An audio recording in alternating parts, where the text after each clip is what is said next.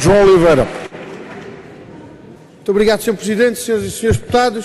Sr. deputado Ricardo Rodrigues e Sr. Ministro da Justiça, se a intenção do Governo era, de facto, taxar os magistrados, taxar suplementos e complementos remuneratórios, tal como se fez no Orçamento de Estado, era isso que deviam ter escrito na proposta de lei. Os senhores vão muito para além disso na proposta de lei que aqui apresentam.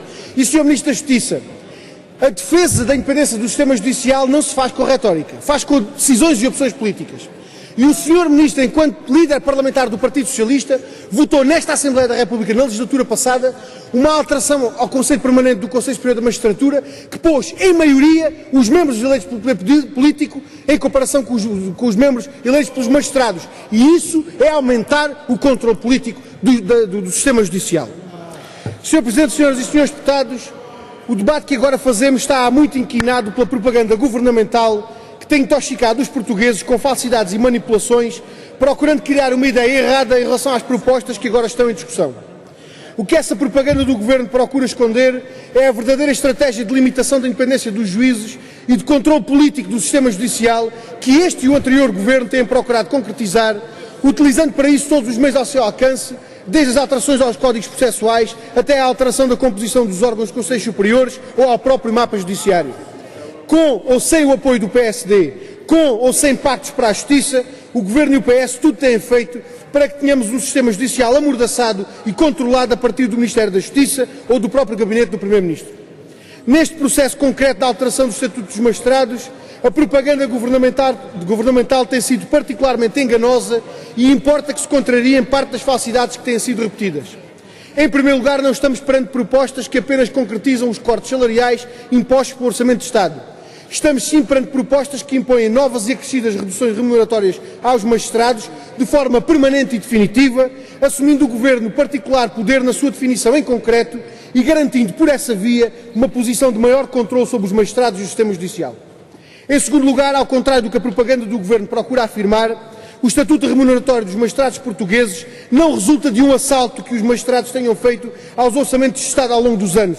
Os estatutos dos magistrados portugueses resultam de propostas apresentadas por governos do PS e do PSD que foram aprovadas em leis nesta Assembleia da República. Exatamente. Se hoje o governo do PS critica o Estatuto Remuneratório dos Magistrados, então tem que começar por assumir a sua própria responsabilidade nas regras que estão em vigor.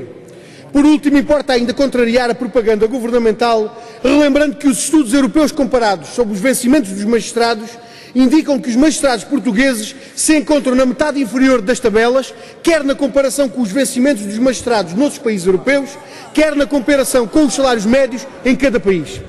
Para lá desta propaganda e das energias que a mesma consome no debate público, ficam as propostas concretas.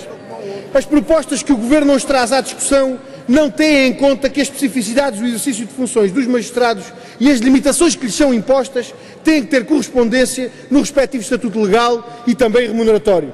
Não se pode exigir exclusividade no exercício de funções sem que a mesma seja compensada. Não se pode impor uma obrigação de domicílio necessário e ao mesmo tempo não compensar os magistrados pelos custos dessa imposição.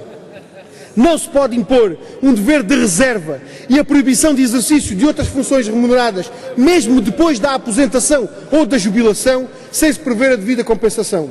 Mas esta proposta do Governo não tem em devida conta que o Estatuto Legal e Remuneratório dos Magistrados não deve ser o benefício dos próprios, mas sim a garantia dos cidadãos de que podem ter uma justiça independente e livre de qualquer tipo de controlo que não seja aquele que é imposto pela aplicação da lei.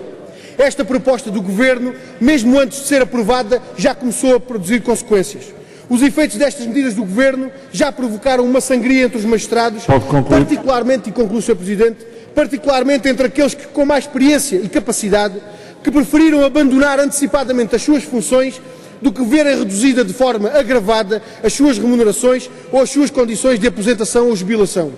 Ao abandonar as suas funções como Secretário de Estado, o Dr. João Correia denunciou a existência, e cito, de uma cultura que se instalou contra a justiça em certos setores do PS. Fim de citação.